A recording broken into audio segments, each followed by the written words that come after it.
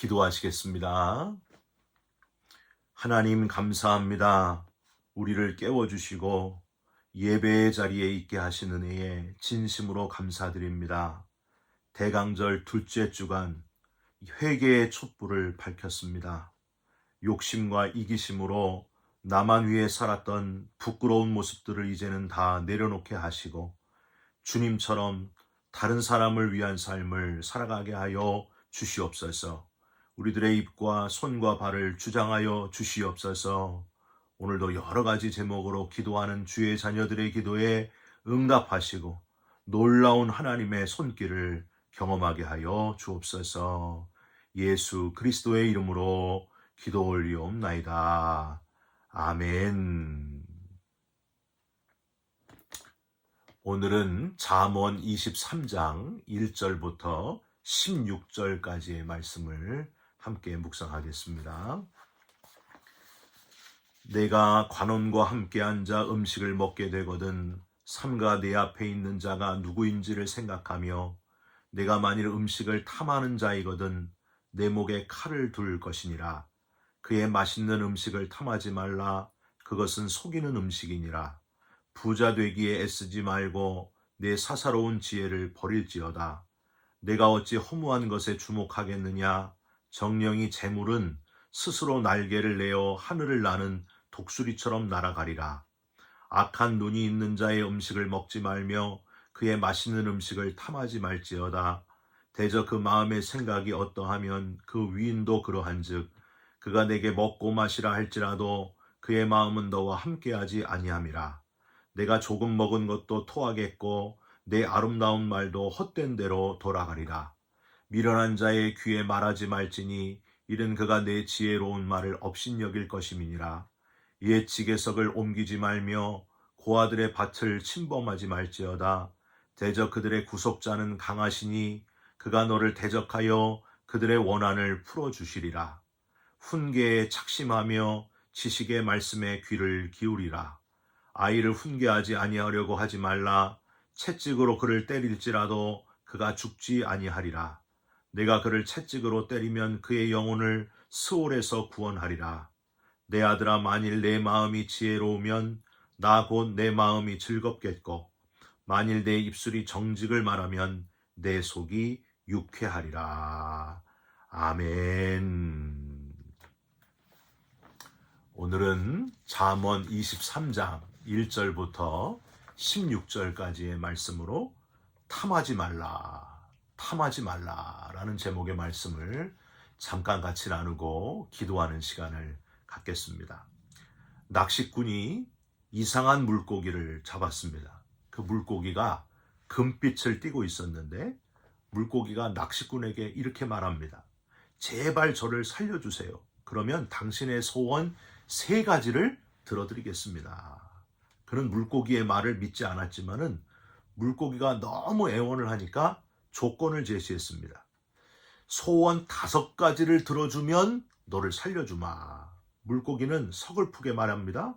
저는 3가지 소원밖에는 들어줄 수 없어요. 낚시꾼이 채근합니다. 그럼 4가지 반만 들어다오.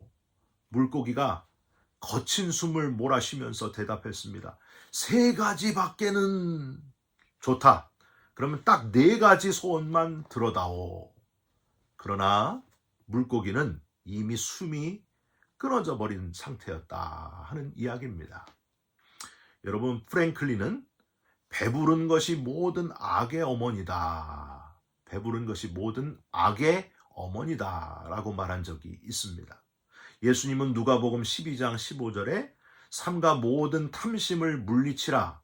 사람의 생명이 그 소유에 넉넉한 데 있지 아니하리라 하셨는데 여러분, 탐심을 물리치며 살아가는 그리스도인들이 되셨으면 좋겠습니다. 여러분, 혹시 성경에요 나오는 다고라는 단어를 여러분 들어본 적이 있으십니까? 다고. 어디 나올까요? 우리가 지금 잠언 23장을 읽었는데 뒤에 잠언 30장 15절에 가면은 나오는 단어가 바로 다고라고 하는 단어예요. 여러분, 원래 개역 성경에는 다고라고 되어 있었는데 지금 우리가 쓰는 개역 개정에 그 뜻을 약간 쉽게 바꾸어 놓았어요. 그래서 잠언 30장 15절 개역 개정으로는 이렇게 되어 있습니다. 거머리에게는 두 딸이 있어 다오 하느니라. 족한 줄을 알지 못하여 족하다 하지 아니하는 것 서넛이 있나니. 다고는 다오라는 뜻으로, 내게 다오라는 뜻으로 만족할 줄 모르고 더 원하는 그 인간의 탐심의 특징을 표현한 표현이 바로 다고요. 쉽게 다오라는 단어입니다. 거머리의 두 딸은요, 거머리의 몸 양쪽 끝에 있는 빨판을 얘기하는 거예요. 거머리는 그 두 개의 빨판으로 동물의 몸에 착 달라붙어 가지고 계속 피를 그 빨판으로 빨아먹지 않습니까? 인간이 그렇다는 거예요. 아무리 빨아먹어도 족한 줄을 모르는 거머리와 같이 인간의 욕심이, 이 탐심이 제어가 되지 않는다는 거예요. 그래서 족한 줄도 모르고 지나친 욕심, 탐욕이 된다. 인간의 그 끝이 없는 욕심, 탐욕에 끌려다니지 말고 주신 것에 만족하면서 자족하는 삶, 하나님이 원하시는 삶을 살아가시기를 주님의 이름으로 부탁드립니다. 잠언 23장은 이 탐심에 이끌려 살지 말아라 하는 교훈을 우리에게 주고 있습니다. 크게 인간의 지나친 욕심, 탐욕을 세 가지로 분류를 했는데 오늘 본문에는요, 1절부터 16절까지 오늘 본문에는 부와 재물에 대한 지나친 욕심에 대하여 교훈하고 있고요. 내일 본문에는 나머지 두 가지, 향락을 탐하지 말아라, 음료를 탐하지 말아라, 이런 교훈을 주고 있습니다. 우선 1절을 한번 보세요. 내가 관원과 함께 앉아 음식을 먹게 되거든 삼가 내 앞에 있는 자가 누구인지를 생각하며. 여러분, 관원은 권력을 가진 사람이에요.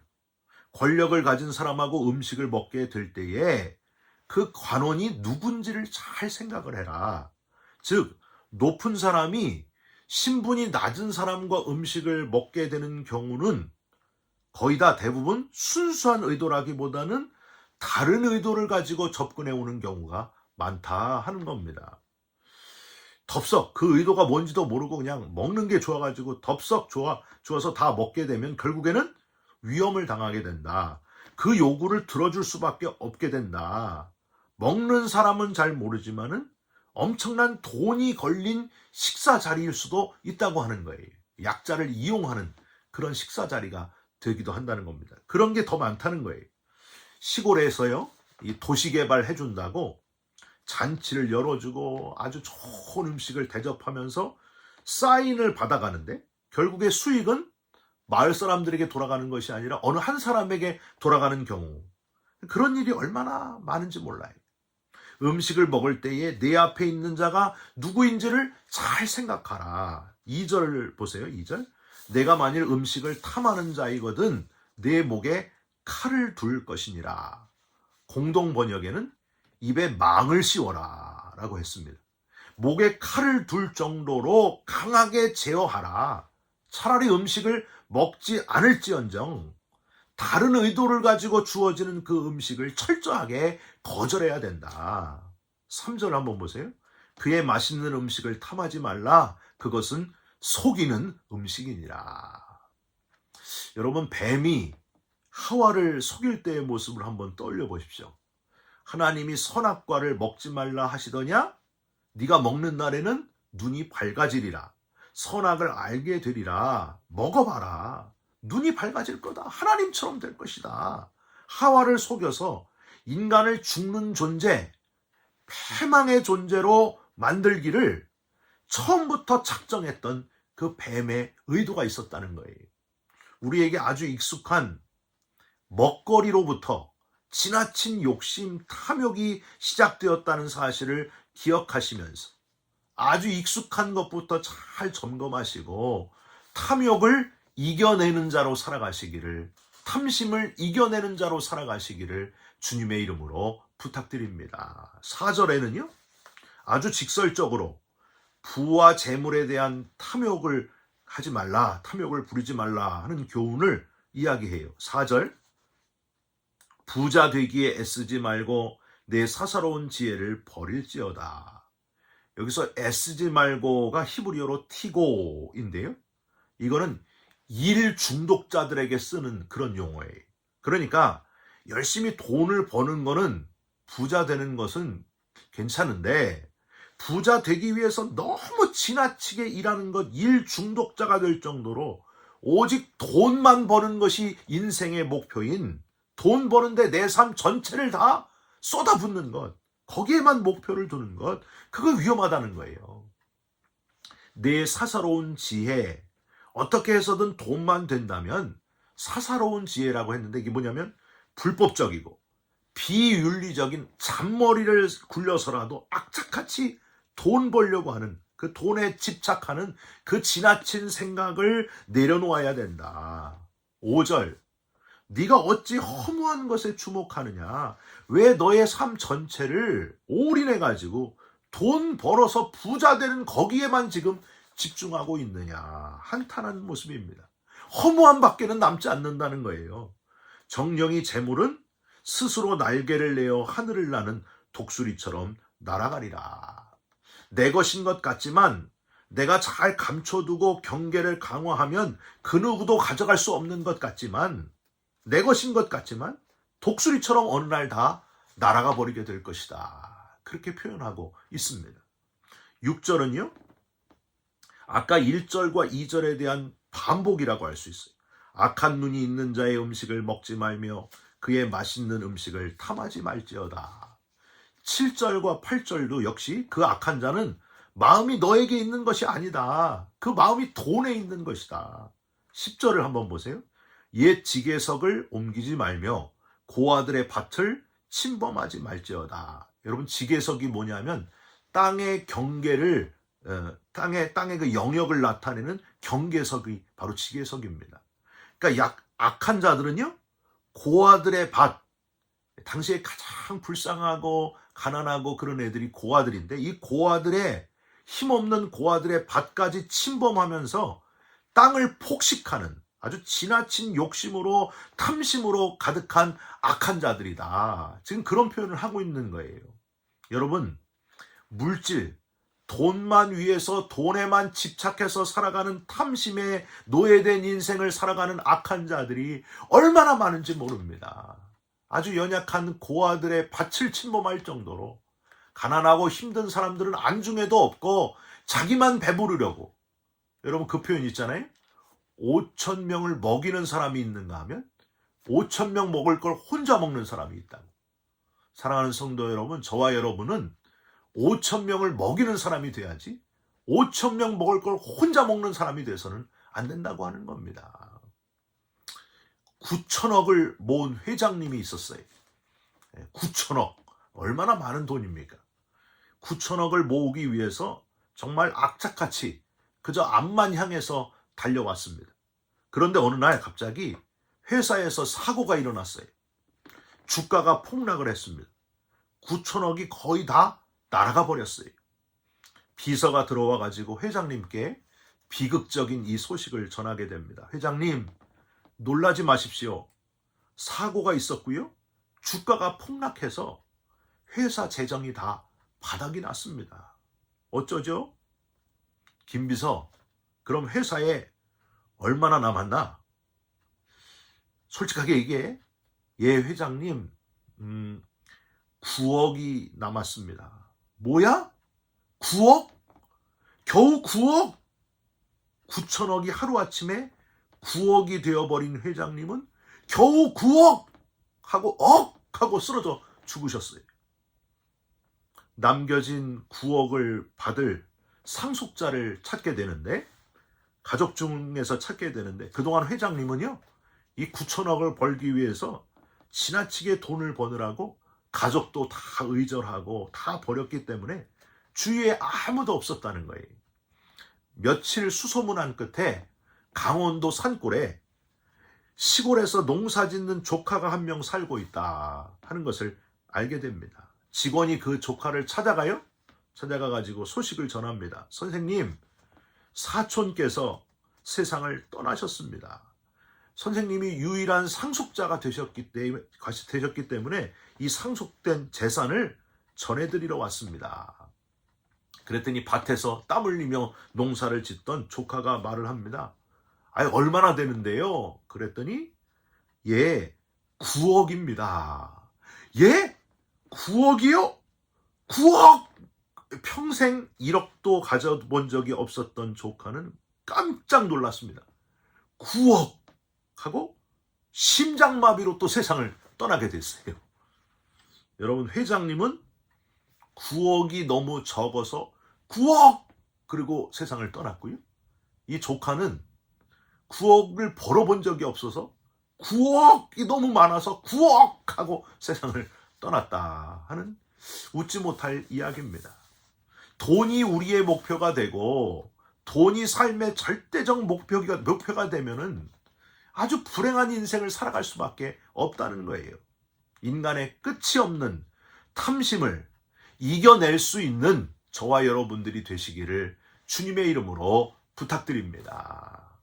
그런데 과연 이 끝이 없는 탐심을 이겨낼 수 있는 방법이 있을까요? 그냥 내가 내 스스로에게 그만하자, 그만 욕심내자, 여기까지만 하자, 더 이상 욕심내지 말자 이렇게 다짐하면은 그게 제어가 될까요? 오늘 본문은 그 해결 방법, 물질에 대한 지나친 탐심을 이겨내는 방법을 이렇게 알려주고 있습니다. 12절을 한번 보세요. 훈계에 착심하며 지식의 말씀에 귀를 기울이라.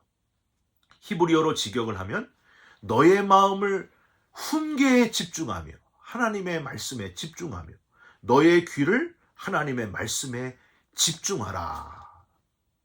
마음과 귀가 다 하나님의 말씀에 집중되어 있으면 그토록 제어가 안 되는 탐심이 제어가 되고 탐심을 이겨낼 수 있다. 그 교훈을 지금 하고 있는 거예요. 매일매일 하나님의 말씀을 묵상하면서 반성하고 결심하고 다듬고 계속 이렇게 하다 보면 말씀의 나를 비추어 반성하게 되면 결국에 탐심을 제어할 수 있게 된다. 탐심을 이겨낼 수 있게 된다 하는 그런 사실입니다. 13절에 채찍으로 아이를 훈계해라. 14절 그의 영혼을 구원하게 되리라. 15절 마음이 지혜롭고 16절 입술로 정직을 말하라 하는 교훈의 말씀이 나오는데요. 우리가 하나님의 말씀에 마음과 귀를 집중하게 되면 우리가 하나님의 자녀가 된 것을 깨닫게 되고 하나님께서 우리를 채찍질하시고 때로 훈계하시며 때로 매를 때리시면서 우리를 바른 길로 가게 하시고 그러면서도 우리를 구원해 내신다는 사실, 하나님의 말씀에서 지혜를 얻게 되고 정직한 하나님의 자녀가 된다. 정직한 하나님의 자녀가 되라 하시는 그 말씀입니다. 사랑하는 성도 여러분, 예수님도요 40일 금식하시고 마귀에게 시험을 받으실 때에 돌을 떡덩이로 만들어라. 먹을 것을 가지고 시험하는 그 마귀에게 어떻게 하셨습니까? 끝없는 인간의 탐심을 건드려 가지고 유혹하는 그 마귀에게 하나님의 말씀으로 그 마귀를 물리치셨다는 거예요. 여러분, 내 힘으로 내가 제어가 안 된다는 것, 내 탐심이 내 스스로 제어가 안 된다는 것을 인정하시기 바랍니다. 하나님의 말씀으로, 하나님의 말씀에 집중하면서 그 회복 운동이 일어나야 된다는 거예요. 하나님의 말씀에 집중하게 되면 우리가 바로 이겨낼 수 있는 능력을 얻게 되고 지혜를 얻게 되고 인간의 욕심을 잘 제어할 수 있다 하는 사실입니다. 여러분, 하나님의 말씀 회복 운동을 일으키시면서 하나님의 말씀으로 잘 무장하시고 영적인 싸움으로 승리하는 어떤 마귀의 유혹이 몰려올지라도 잘 이겨내는 저와 여러분들이 되시기를, 탐심을 이기는 영적 승리자들이 되시기를 주님의 이름으로 축원드립니다. 기도하겠습니다. 하나님, 우리의 욕심이 잘 제어가 되지 않습니다. 탐심을 잘 이길 수가 없습니다. 내 힘으로 안 되는 탐심, 욕심, 주의 말씀으로 이겨내는 자가 되게 하여 주시옵소서. 특별히 물질, 이 돈 때문에 탐심의 늪에 빠지지 않도록 우리의 발걸음, 우리의 손길, 우리의 마음을 주님께서 이끌어 주시옵소서. 허무한 것, 독수리처럼 날아가 버리고 말 것들에 너무 집착하지 말게 하시고 영원토록 변함이 없는 하나님의 말씀에 집중하며 살아가게 하여 주시옵소서. 자족하는 삶을 살아가게 하여 주시옵소서. 구원받은 것에 감사하면서 구원받은 기쁨을 노래하면서 하나님께 영광을 돌리는 우리의 삶이 되게 하여 주시옵소서. 예수 그리스도의 이름으로 기도 올리옵나이다. 아멘. 하늘에 계신 우리 아버지여, 이름이 거룩히 여김을 받으시오며 나라가 임하시오며 뜻이 하늘에서 이루어진 것 같이 땅에서도 이루어지이다. 오늘 우리에게 일용할 양식을 주시옵고 우리가 우리에게 죄진 자를 사하여 준 것 같이 우리 죄를 사하여 주시옵고 우리를 시험에 들게 하지 마시옵고 다만 악에서 구하시옵소서. 나라와 권세와 영광이 아버지께 영원히 있사옵나이다. 아멘. 사랑하는 성도 여러분, 우리 안에 있는 이 탐심 쉽게 이겨낼 수가 없습니다. 하나님의 말씀에 집중하면 이길 수 있습니다. 하나님 말씀 붙들고 오늘도 승리하며 살아가시기를 주님의 이름으로 부탁드립니다. 여러분 사랑합니다. 축복합니다.